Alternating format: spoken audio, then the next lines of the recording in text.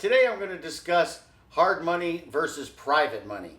People ask me what is the difference between the two, and in my mind there's a huge difference between the two. Okay, we'll start off with hard money. Now some people consider private money hard money.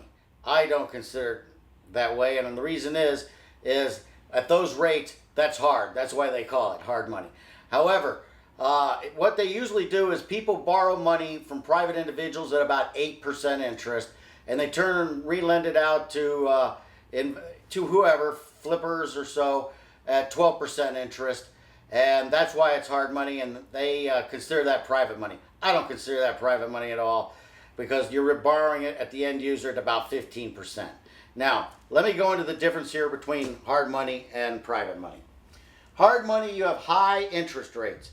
Interest rates are usually between about 9 and 15%. Okay, you also have points and fees, and those are high. Those are usually between 3 and 7%. So you can see the money gets used up pretty quick here. It also has low loan-to-value ratios of about 65%. Now you can borrow under 65%, no problem. However, more than 65%, they're not going to lend it to you. You're going to have to come in with 35% equity one way or another. Okay, we also want to use hard money only for short-term money, because if it's long-term like a mortgage, it's going to kill you at a 15% rate. Those go back to the Ronald Reagan days in 1981 when they put a whole halt to the market by charging super high interest rates. And it worked. It got inflation way down. Now, let's talk about private money a little bit. Private money has affordable interest rates. Okay, they're usually between 4 and 6%. See the difference between that and 15%? Your payment's going to be about 1/3 of what it was. It's now become affordable. Next is there's no points. To get the loan, we don't have to pay you the points. When you're borrowing from private money, they don't charge points. You borrow from an institutional lender or hard money, they charge points. That's how they make their profit. Okay. Also, on the private money, we get loan-to-value ratios of 100% or more. Now, why would somebody lend more than 100%? Sometimes you need extra money to pay commissions, or you need extra money to fix up the property, something like that. You can get that with private money. They'll lend you, if it's a $100,000 house, they'll lend you $100,000 for the house, and probably even another 10 grand for the renovations, something to that effect. So there's much more. Now you're into it for no money. Okay. Now, you also, because you're negotiating on the private money directly with the person one-on-one, you can get much better terms. You can work out deals and have delayed payments. Let's say you need the money for 1 year to buy a place, fix it up, and unload it. Then, therefore, you can get something with delayed payments. In other words, no payments at all until the end of the project. They'll add the interest back on to the principal, and you just pay it all at one time. Another thing you can do is sometimes if you're borrowing from relatives, you can get no interest. Depends on where their money is and how astute they are with their money. Most people who have money in savings account are probably getting 1% now. So if you offered them 4%, you're quadrupling their money basically. Okay. Another thing is, on the private money, they can close quickly. Usually that money is in some sort of liquid form. They can go down and get it the next day. They might have to go to their wherever they have their stocks and bonds, whatever company they're using, and get the money from them. And that might take up to a week and that kind of thing. But it's very quick money is what I'm getting to. Whereas back to the hard money, if you're using institutional lenders, they want credit reports, they want appraisals, they want everything. So that takes time. And it might take them up to 30 days just to do the hard money loan. Okay. When I'm doing a private money, I've never had anybody ask for the appraisals. I've never had anybody ask for a credit report or any of that stuff. Usually they just give you money. Because what they're doing is they're lending money to you, not the project. Okay. Now, where do we get this money? Because we have to find the money.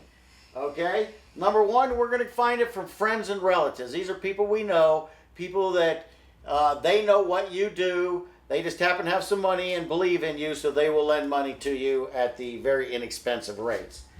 Okay, another place you can go is to paid sources. Okay, they have companies now that go down to the county recorder, and they sit there all day and they write down everything that's getting recorded.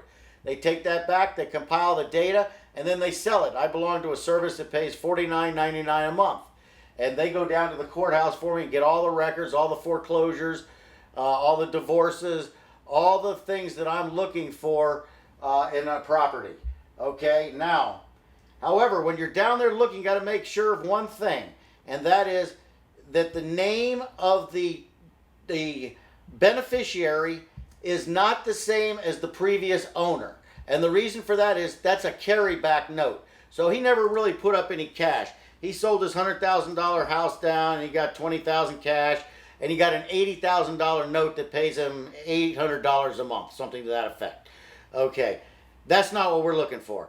We're looking for something that Joe Smith lent money to Bob Jones on a house, and he actually put the cash up because he had the cash to put up. It wasn't a carryback.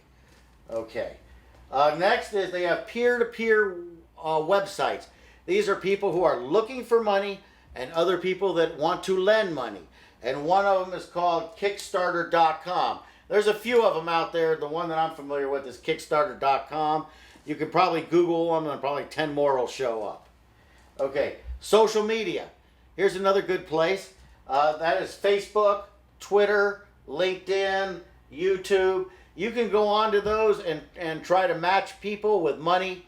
They have discussion groups, and people will put in there saying they have money to lend. Other people are going into discussion groups and they need money for a project.